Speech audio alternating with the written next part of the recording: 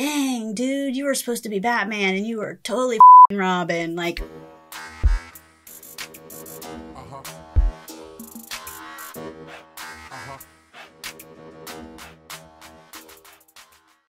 Hey, what's up? It's Torie Mathis. I'm your host, and I am here with the one and only Sean Mathis, founder of Miles Through Time Automotive Museum. What's going on?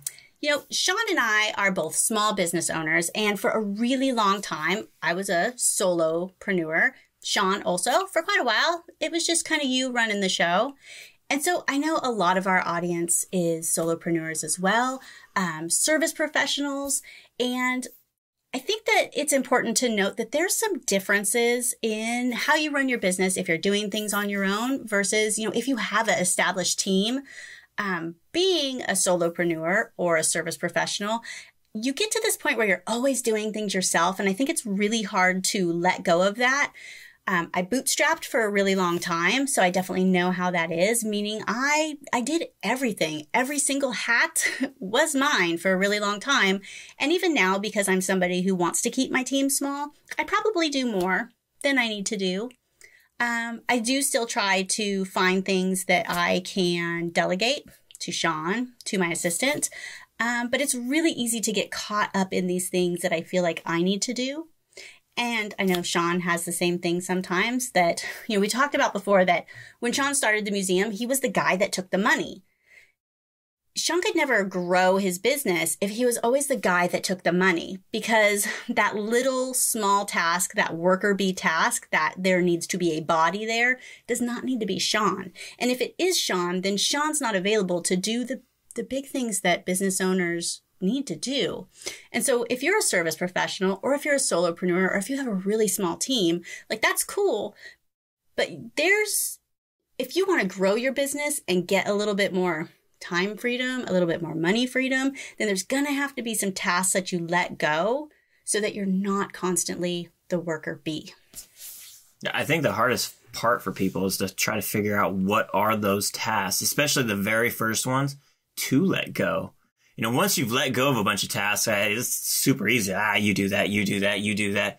But that very first one, it's like, what is it that you're no longer supposed to do, because you're so used to doing all this kind of stuff, doing it how you want, exactly how it needs to be. It's because you did it that you are where you are today. And so to all of a sudden be like, now I'm not going to do that anymore. I'm going to let Jane do it. Like, it's... You know what's really hard too is when Jane fucks something up, then I'm like, maybe I shouldn't give Jane stuff. Yeah. Maybe I need to take some more back. And see, and you can't do that either, but it's super easy to go down that road, because I get it with the museum. Like, I've done everything myself for so long that as people start to come and say, hey, I want to help, and I've got Truett now for the last over years since we've been in the new location, like, he can do everything I can do as long as he can do it, right? You know, it's one of those things where, you know, in the realm of things, he can do everything I can do, but like not exactly. Well, and sometimes it's really hard because you understand the importance of whatever it is. And so sometimes it's because it's not somebody else's baby.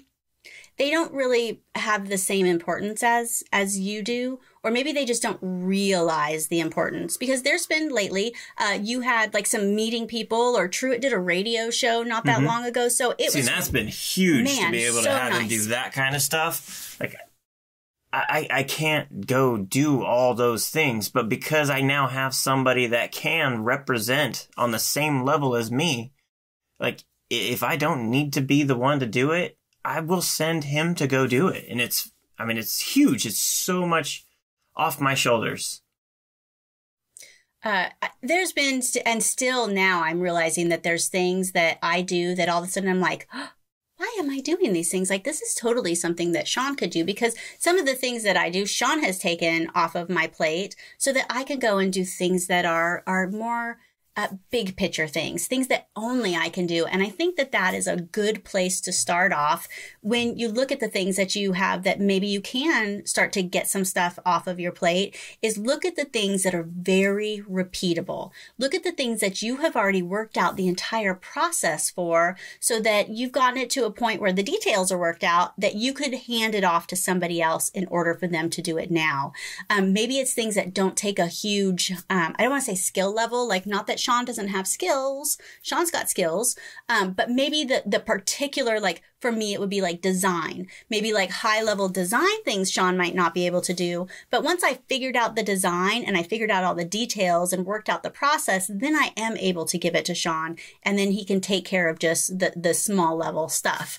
So if things are to that point for you, that you have these things that are repetitive, that are constantly coming up, that are probably now below your skill level, that is a really good time for you to find somebody that can do them. I also have an assistant. So some of these things that I had that were repeatable tasks that we were doing for clients, there are things, and she is not like super design savvy. She's not super technical, but if I can work out those details and then make it and show her how to do them, and then constantly, I don't want to say constantly, but things do have to be reviewed to make sure that you can give people some feedback. And once you get to that point, it can free up a lot of your time. Yeah, I think like if you could write an SOP for something, a standard operating procedure, that's a dead giveaway that it's time to hand it off. We talked about in a couple episodes ago, like I was doing these brochures, and I've been doing these brochures for years, and they are the exact same brochure that we make for every single individual client. So we change out like a dozen things for each person. So their picture, their website address, and all these things.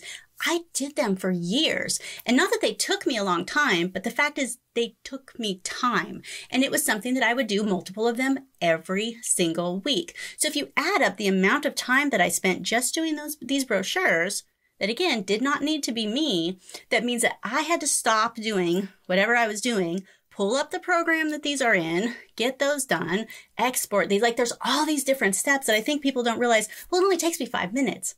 But does it? Like something that's 5 minutes probably takes you 20 minutes or 30 minutes. Easy. If you think about it. Maybe even more depending on what your start-stop, kind of thing is.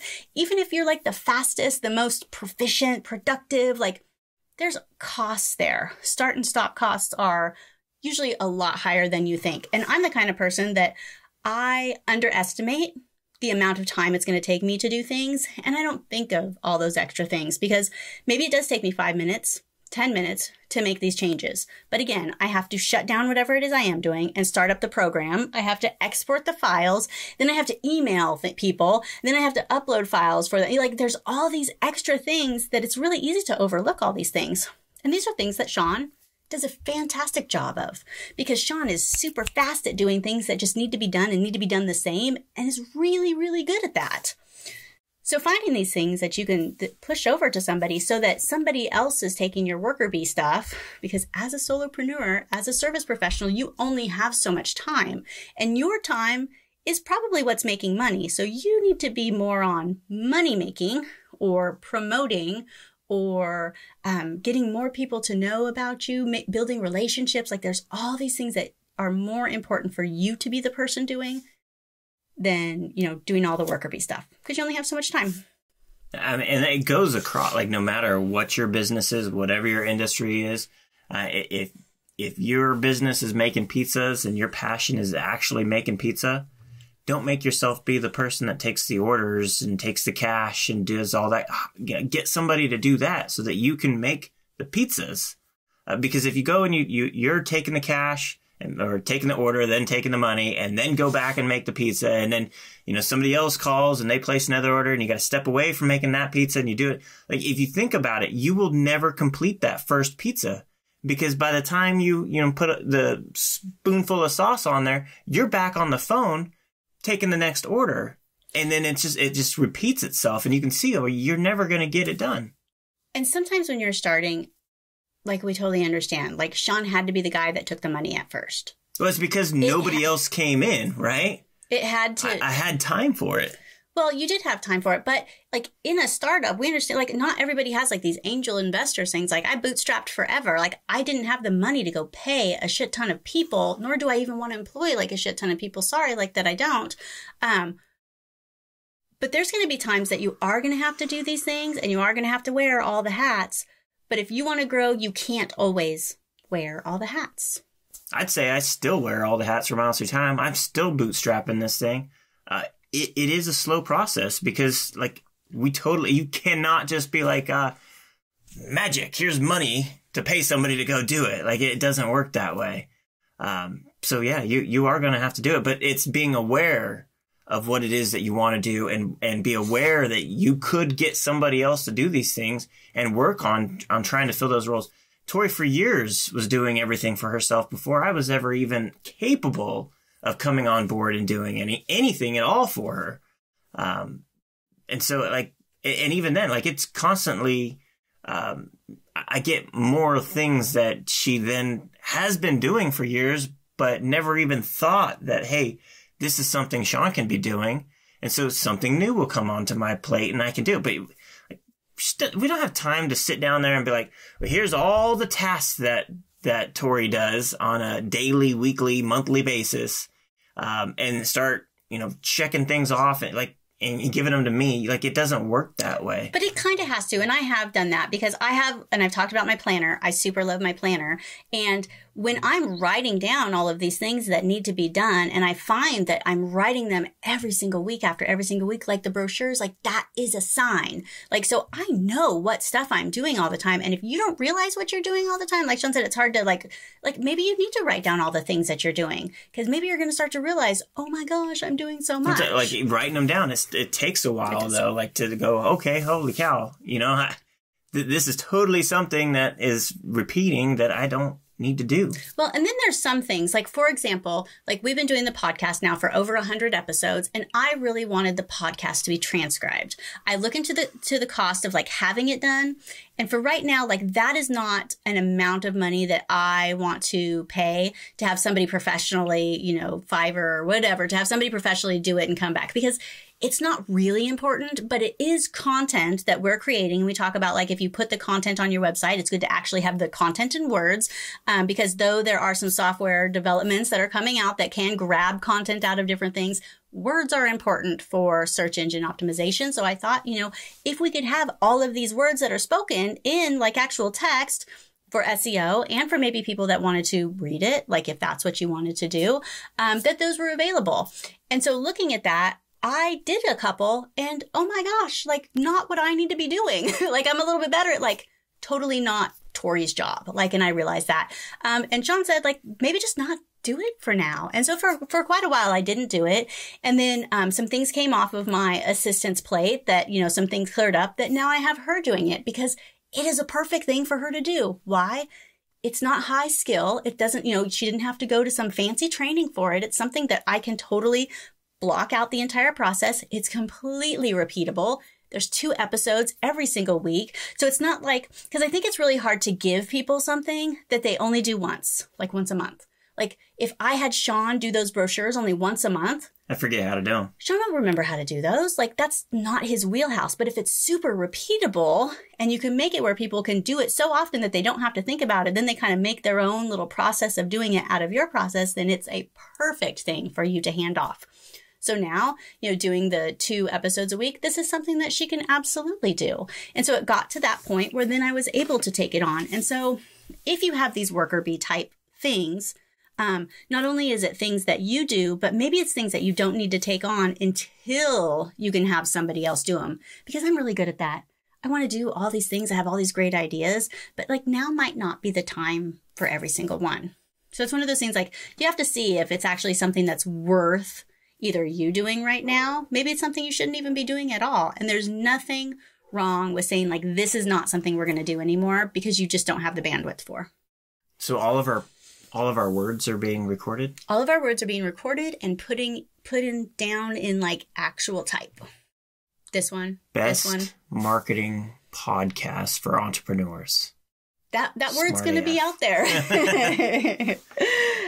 So, and I'm going to call Sean out just a little bit here, because the reason that we have talked about this, and we've talked about it a couple times, is that Sean has had a couple events that, so I'm going to talk about the Tesla record event. We did a Tesla world record back in the fall and winter. It was December. Was it December? It was December. Shit. It was warm. It was such good weather. It was a good day. I was thinking that it was fall. It was like 60 degrees. It was the beginning of December. So we did it back in December 2020. And we actually did it in the middle of a lot of this COVID stuff with masks and social distancing and all that kind of crap. When we went there, we had actually quite a few volunteers that we had do things.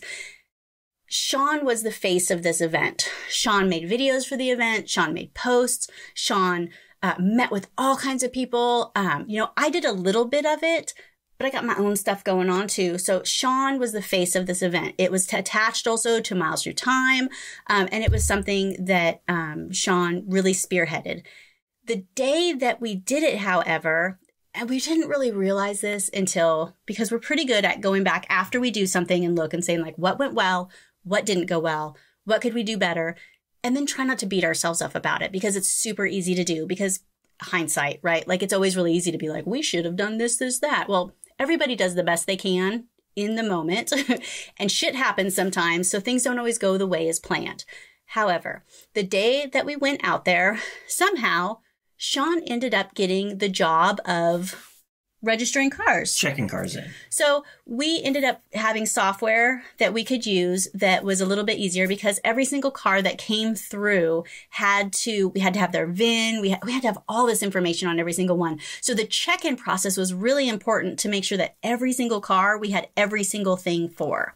So when a car came in, we had to, if they had a barcode and they already filled out all the information, we had to scan it, make sure it was them. So it was a little bit of a process for every single car. Somehow Sean ended up being one of these people, and then was stuck there all morning being the guy taking the money, right? He was the guy scanning every single card. And so we didn't realize it until afterwards. We're like, shit, Sean shouldn't, like, at the very end, he was able to do a Facebook Live and like do all these, like, at the very, very end. But really, Sean should have been out there the whole time, not being the worker bee, but being the guy promoting it, being the host, being free of any responsibility except for being the host of the thing. Again, hindsight. But I really think that this happens a lot. And I'm not talking about in like a big event like this. I think this happens every single day, where business owners that need to be the host, need to be the promoter, need to be the face, end up getting stuck taking the money, checking in the cars, doing this busy work, because it's our baby and we know that we can handle it. We know that like we're able to do it, and we want to be helpful, and we want to, we don't want to just push everything on everybody else. Am I?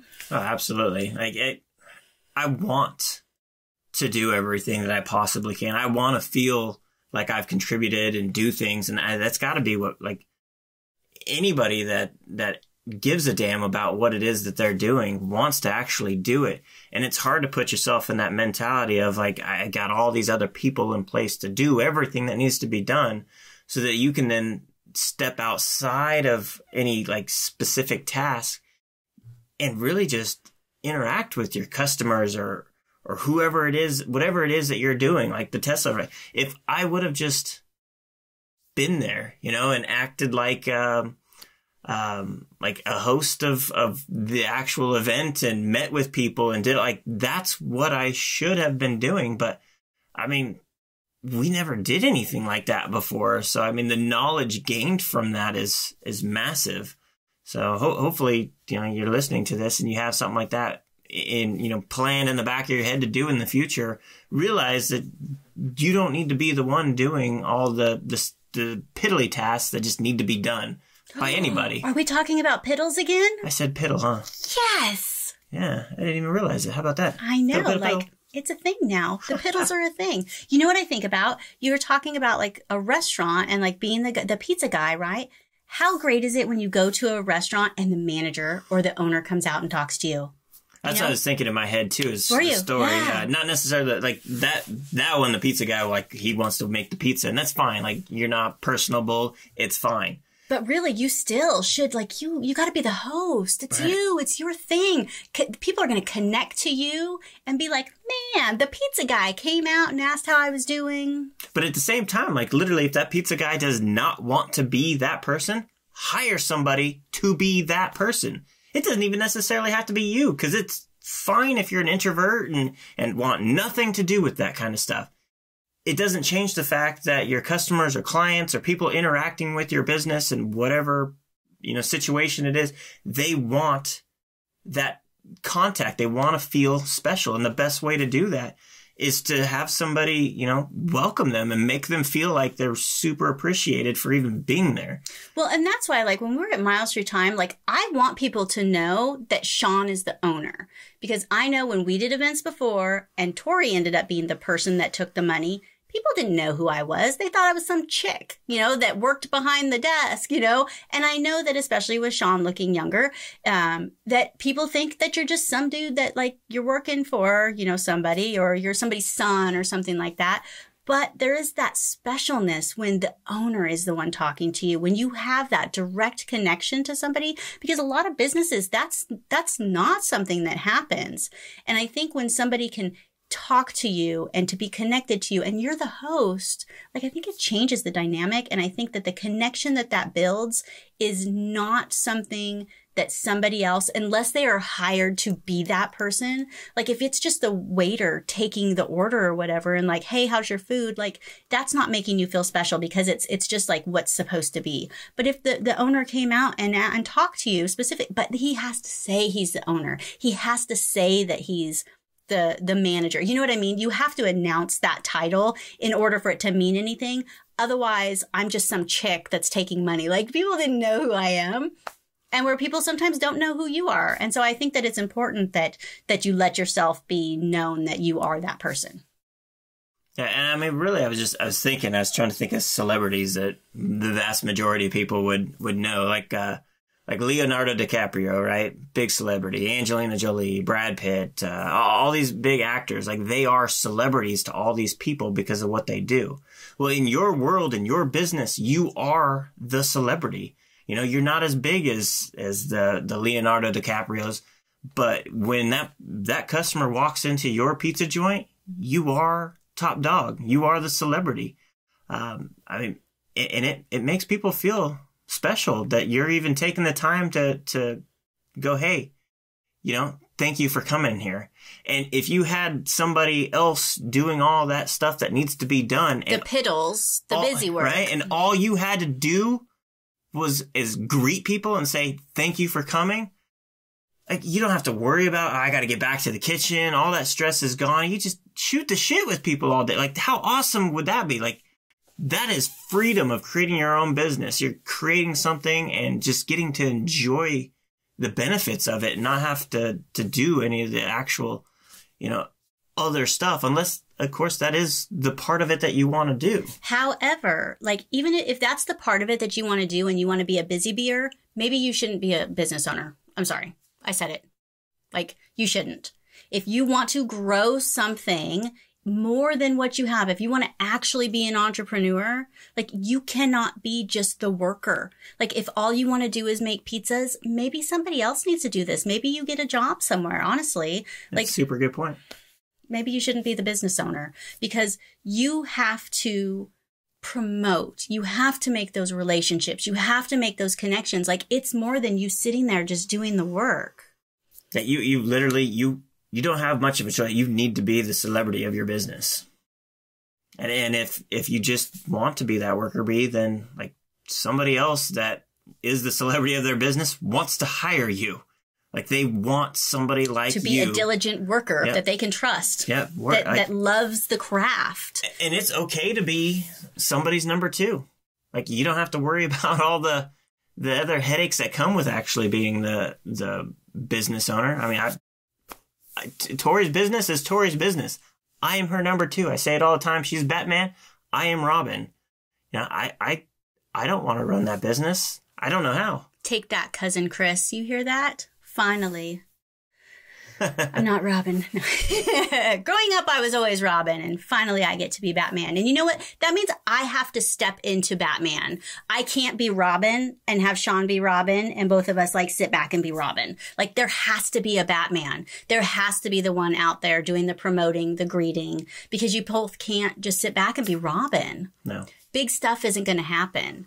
I think though, saying that, like you can still be a solopreneur if like that's your thing, and you can be Batman and Robin, but then you have to split your time between Batman and Robin time, because you can't just be Robin and you can't be Batman while doing Robin stuff. Like if it's Batman time, be Batman, put on Batman pants and be Batman. Because you can't think of the big things. It would be like Sean trying to take the money and be the host. Like you're going to either be a shitty host, right? Because you're always distracted by having to take the money, or people are going to come in and no one's going to be there to take the money. So you can't be Batman and Robin at the same time. And it's a hard transition. I mean, it's just part of growing your business. But I think like we talked about, like we looked back at the Tesla event and went like, dang, dude, you were supposed to be Batman and you were totally fucking Robin. Like, but we still did it. It didn't change the fact that like it still happened. We still learned from it. We still did it. So the thing is, the takeaway here is like, no matter where you are in your business, like obviously you can't just like hand everything off and take the role of, I don't have to do anything. I started this thing, you know? You're going to have to do everything. But be aware, like, eventually you got to start handing some stuff off, or you can only get so big because there is only so much time. You know, and especially when you start separating your business time from personal time, family time, it starts to dwindle down quite a bit as far as how much time you actually physically are capable of applying towards growing your business. So I think looking back, like, I think it's good, like, do like a little weekly review and like look back at your last week and like what was cool, what was not. And then do a bigger one and, you know, be Batman and look back and say like, how did everything run?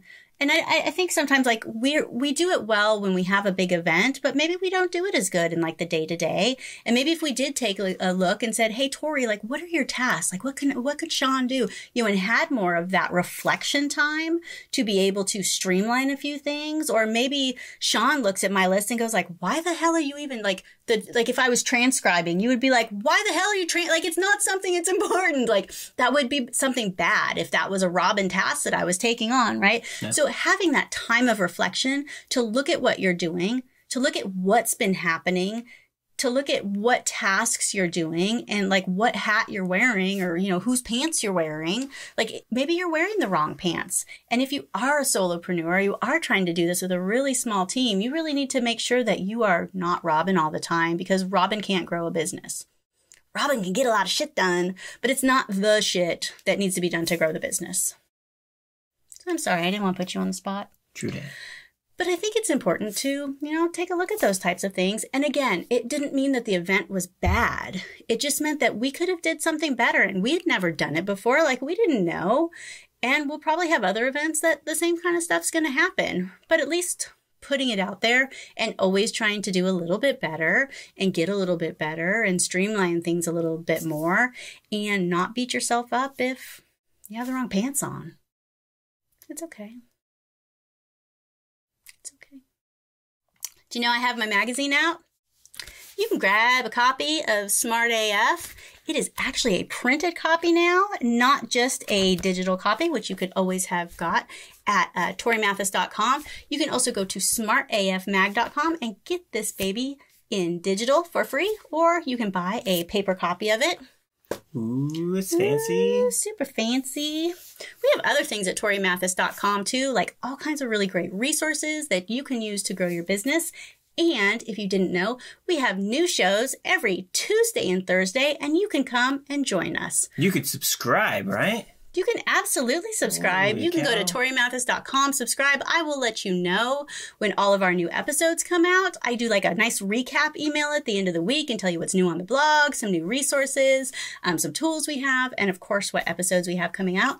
Because we always talk about how you can be smarter in your business, how you can be smarter in your life, how you can finally figure out social media and get it to work and not waste your time and your money and drive you crazy. We added delivery. What did we add? Delivery. We deliver now. That's amazing. We didn't always deliver. No. But we do now. Totally deliver now. So we hope that you will join us again on Tuesdays and Thursdays. And we will check you out on the next one. Later.